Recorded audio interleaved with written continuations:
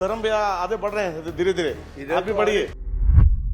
अजय चंद्राकर जी बिल्कुल red alert में आ गए हैं। आप भी बिलासपुर को रिप्रेजेंट करते हो तो बिलासपुर का नक्शा ही बदल जाएगा। कहां प्रश्न की जरूरत है भाई साहब।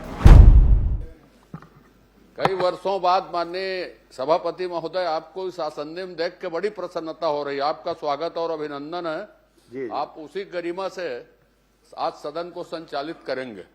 अजय भैया स्वागत तो मैं भी कर रहा हूं सर आपका। अजय भैया धर्म भैया आगे बढ़ रहे हैं धीरे धीरे, आप भी बढ़िए। आपका स्वागत है। हम लोगों को विश्वास है कि पूरा संरक्षण मिलेगा आज। जी जी, इनको तो पूरा संट कर ठीक है दिया। धर्मजीत सिंह जी, लेकिन माननीय हमारे अजय चंद्राकर जी बिल्कुल रेड अलर्ट में आ गए हैं। 2.5 साल में पहली बार खुशी हुई से हुआ। वो हमेशा रेड अलर्ट में रहते हैं। श्री धर्मजीत सिंह के जी लिए है। प्रश्न करेंगे। अध्यक्ष महोदय, मैंने बिलासपुर के ऑक्सीजोन के बारे में और ग्रीनरी कहाँ कहाँ पर है, गार्डन कहाँ है, विस्तृत रूप से जवाब देते हुए ये भी बताया है कि स्मार्ट सिटी का प्रोजेक्ट अब ख़त्म है। परंतु फिर भी मैं इस प्रश्न को इसलिए पूछा था माननीय मंत्री जी कि बिलासपुर जिले के 1, 2, 3 और 4 नंबर के वार्ड जो नगर निगम में हैं उसकी पिछले सरकार में घनघोर उपेक्षा हुई थी और वहाँ पर विकास के कोई भी काम नहीं हुए। जो कुछ भी हुआ आपने बहुत बड़ी राशि उन चारों वार्डों के विकास के लिए इस सरकार में दी है। मैं सिर्फ एक मांग आपसे ये करना चाहता हूँ कि वार्ड नंबर 3 में एक बढ़िया छोटा सा गार्डन, मुक्ति धाम और उसका अप्रोच रोड ये बनवाने के लिए आप अपने विभाग के लोगों को निर्देशित करने की कृपा करेंगे या नहीं करेंगे, ये आपसे मेरा निवेदन है, प्रश्न भी है और यही आग्रह भी है, दोनों मेरा है। माननीय अध्यक्ष महोदय, सभापति महोदय, कल जो बजट आया है और बजट पढ़ा गया चौक वाइज बिलासपुर में, आप भी बिलासपुर को रिप्रेजेंट करते हो तो बिलासपुर का नक्शा ही बदल जाएगा। कहां प्रश्न की जरूरत है भाई साहब को। नहीं, मैं जो पूछा हूँ उसके बारे में मैं बता दूं अध्यक्ष महोदय, आप भी उससे पीड़ित हैं। हमारे गांव के इलाके को नगर निगम में शामिल किया।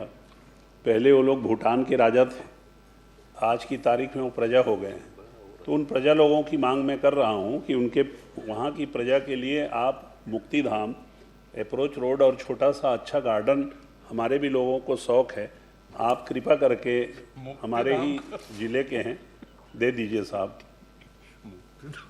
अच्छा मुक्ति धाम होना चाहिए।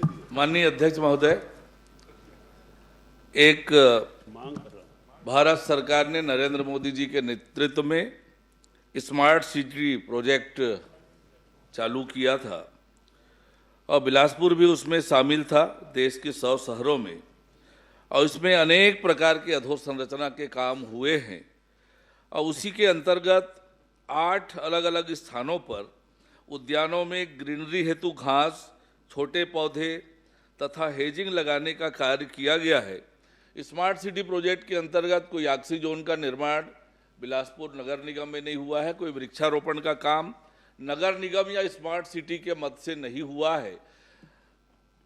बिलासपुर नगर निगम के अंतर्गत जो वृक्षारोपण के काम हुए हैं, ऑक्सीजोन के काम हुए हैं, वो अलग अलग योजनाओं से अलग अलग मद से हुए हैं। 2017-18 में वन विभाग द्वारा व्यापार विहार में ऑक्सीजोन का निर्माण किया गया था। वो ऑक्सीजोन जो है वो सही सलामत है, वहाँ के पौधे सही सलामत हैं। बाद में अमृत मिशन 2.0 के अंतर्गत वुमेन फॉर ट्री परियोजना के अंतर्गत 2025-26 में 10 महिला स्व सहायता समूह के कुल 50 महिलाओं द्वारा 5000 पौधों का रोपण किया गया है और उसमें से आज की स्थिति में 4700 पौधे जीवित हैं, बढ़ रहे हैं। 300 जो पौधे हैं वो योजना के अनुरूप, एग्रीमेंट के अनुरूप उसको प्रतिस्थापित करने की कार्यवाही की जा रही है। साथ में CSR फंड से कोनी में 2 एकड़ क्षेत्र में 1000 पौधे अर्पा अर्पण समिति के NGO के द्वारा किया गया है।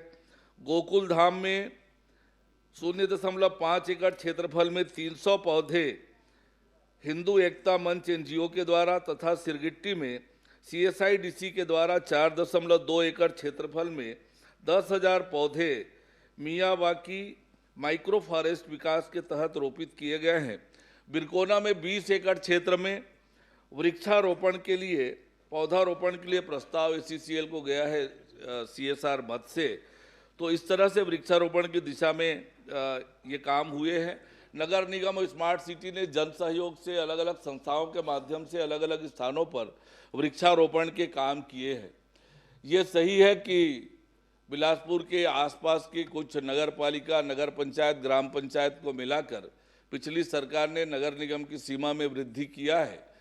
जो सीमावर्ती गांव और नगर पंचायत, नगर पालिका, नगर निगम में शामिल हुए हैं, वहां पर विकास के काम कम हुए थे। उन कामों पर फोकस करके, उन क्षेत्रों में फोकस करके बहुत सारी मूलभूत आवश्यकताओं के लिए हमारी सरकार बनने के बाद हमने स्वीकृत किया है और भी जो प्रस्ताव आते जाएंगे क्रमशः स्वीकृत करते जाएंगे। अभी माननीय सदस्य ने मुक्तिधाम के लिए कहा है, तो इस बार हमने मुक्तिधाम के निर्माण को फोकस किया है। सभी नगरीय निकायों को राशि जारी कर रहे हैं। इनके सक्रिय क्षेत्र के लिए भी कोई प्रस्ताव आएगा मुक्तिधाम का, तो निश्चित रूप से परीक्षण करेंगे और विचार करके उस पर आगे की कार्रवाई करेंगे।